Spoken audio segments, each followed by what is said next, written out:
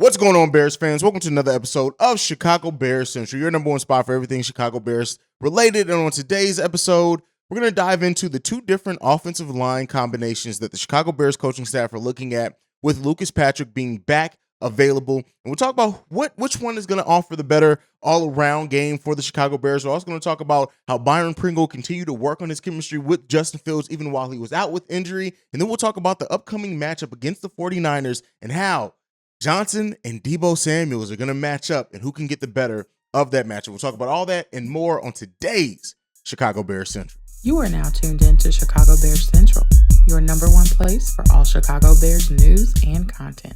All right, Bears fans, you can be anywhere in the world, but you're here with me on Chicago Bears Central. I'm holding it down for C-Dub and Bobby on the daily episode today. And with Lucas Patrick returning to the Chicago Bears practice being available, seems like he's going to be available week one. They're all pointing towards that. He had not practiced since July 28th, which that was much longer than I had realized he had been out. He injured his right hand in the second practice of training camp, but with his return coming, him looking like he's healthy, that he's ready to go, is that as of right now, Matt Eberflus, the head coach, has said that Patrick is an option at both the guard and center position, just depending on the combinations and if he's able to snap the ball. So as of right now, what we're looking at is two different combinations right now. Is that if Lucas Patrick is able to snap the ball, the offensive line combination would then be Braxton Jones at left tackle, Cody Whitehair at left guard, Lucas Patrick at center, Tevin Jenkins at right guard, and right tackle, it will be Larry Borom. So that's that offensive line combination that they're looking at. If Patrick is unable to snap the ball because of that hand injury, then what that would do is that would actually leave Tevin Jenkins as the odd man out. At that point, Sam Mustipher would assume the job at center, and Lucas Patrick would come in as the starting right guard. So that's the combinations right now. They're going to continue as they have been all season, is really looking at what it offers them. Lucas Patrick is, I think, going to be on that starting lineup. And while Tevin Jenkins has really built himself up since the trade rumors and everything to earn that starting right guard spot, it seems like that may be in question, not because of his skill or how all the Bears staff really look at him, but just trying to get the best matchup and have Lucas Patrick out there if he's unable to snap the ball. So let me know up down below. What do you guys think on that? Do you think that the Bears are going the right path, which making sure that they have Lucas Patrick out there regardless if he's able to snap the ball or not, even if that forces Tevin Jenkins to come off the bench? Tevin is probably still going to get more than enough opportunity. We know that this Bears team has other offensive linemen that they're trying to develop and bring up as well that are very versatile in Leatherwood. So overall, it's going to work itself out. Whether Tevin Jenkins is forced to come off the bench or out of that starting lineup initially, I do think he's going to eventually work himself back in as Patrick's hand kind of heals. But hopefully he's able to start and snap that ball, because then I really like what I've seen from Tevin Jenkins. I've had to do a complete 180 on Tevin Jenkins, in my opinion, on him by what he's shown. I do think that his strength, his athleticism, it gives the Bears some of the best matchups, especially in the running game. But you can let me know what you guys think on that one down below. All right, let's go ahead and move into the next topic. This one is Byron Pringle, who has been out for quite a while as well. Coming into training camp, we all expected, let me not say us all, but I think on this panel and the host of this show, we all kind of expected Byron Pringle to be that wide receiver number 2. I had even said that, I think Velus Jones has a chance to take that over at some point in the season. But over the course of training camp, Byron Pringle, even before his injury, seemed like his chemistry with Justin Fields wasn't quite where the Bears coaching staff wanted it.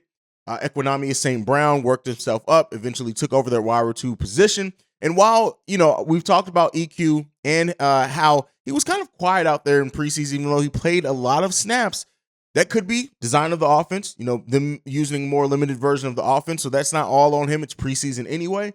But Byron Pringle has been working on that chemistry with Justin Fields, and he had this direct quote.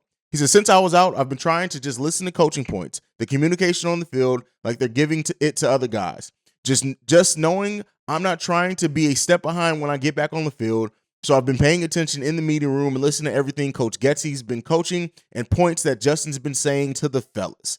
So Byron Pringle understands, right, what the chemistry with your quarterback and the wide receiver and how important that is. And I think also he knows and probably heard that, their timing was off, right? It seemed like their timing was off by all reports before Byron Pringle went down with injury. So him trying to kind of learn the way Justin likes to throw the ball, what the coaching staff, the positions that they like people to be on, what they're trying to do.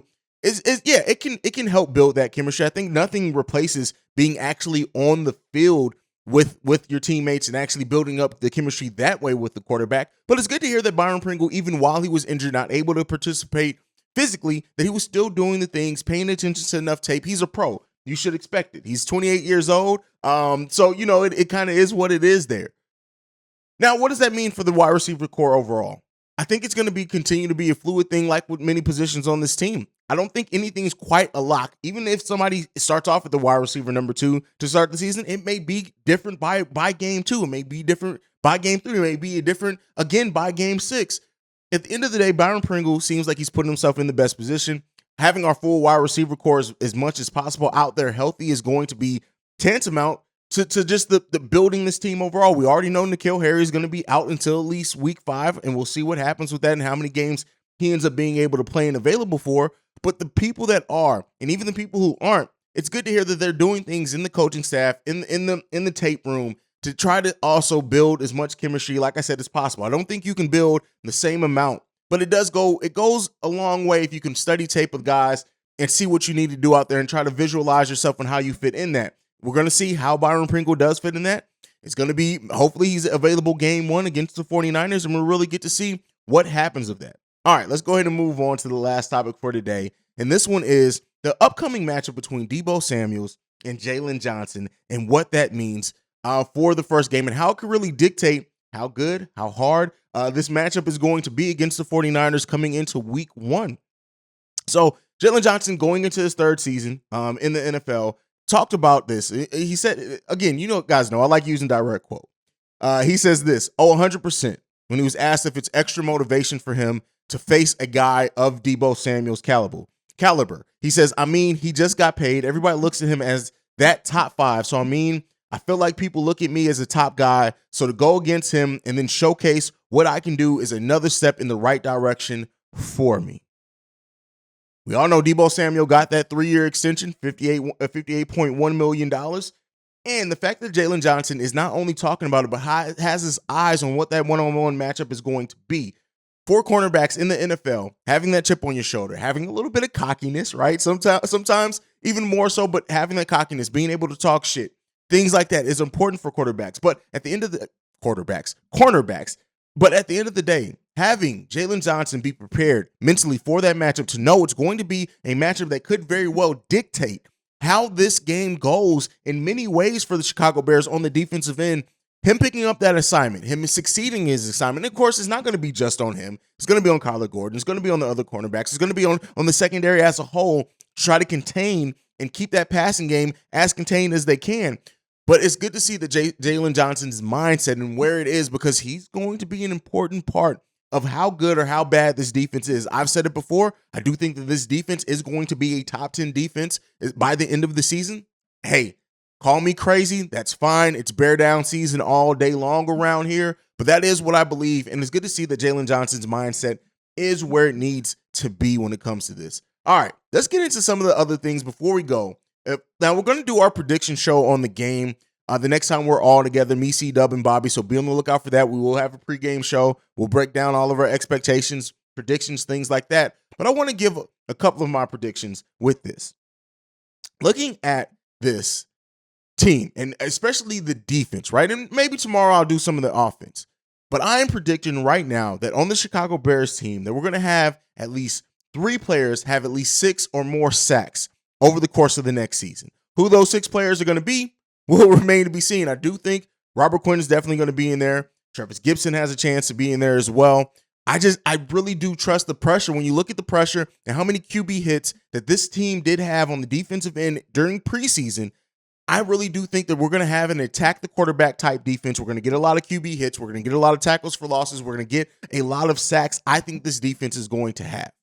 Now, that being said, what are some of the other predictions I have for this defense? Jaquan Brisker is going to be a finalist for Defensive Rookie of the Year. Period. I don't think there's any question about that. And we'll see how it ends up shaking out. But I really, looking at Jaquan Brisker and his just ability to always be around the ball, he's always near the ball in everything that we've seen him in. I really do think that this kid is going to have a spectacular rookie season, and one in which it's going to quiet some of the people like C-Dub, who's on this panel, of people who wish that the Bears would have went after Pickens or another wide receiver earlier with that pick. I really do think Jaquan Brisker is going to be a really good player on the Chicago Bears team, and that's some of I'm gonna sprinkle in some of my predictions over the course of this next week as we lead towards week 1 and the Bears' first official regular season game against the 49ers. Let me know some of your bold predictions down below. I'll sign them off. If they're good, I'll use them on another episode. Get your shout outs on that one. And again, thank you for tuning in to Chicago Bears Central. You guys are the best part of the show. If you want to follow the show, do so at Chi Bears Central. You can send us any feedback, questions, comments, concerns, ChicagoBearsCentral@gmail.com. Lastly, if you want to leave us a text and our voicemail, the number to do so, 773-270-2799. We are the number one spot for everything Chicago Bears related because of you guys. Like I like to end every episode on, bear down, y'all. Love you guys. Peace. This has been a presentation of the Break Media.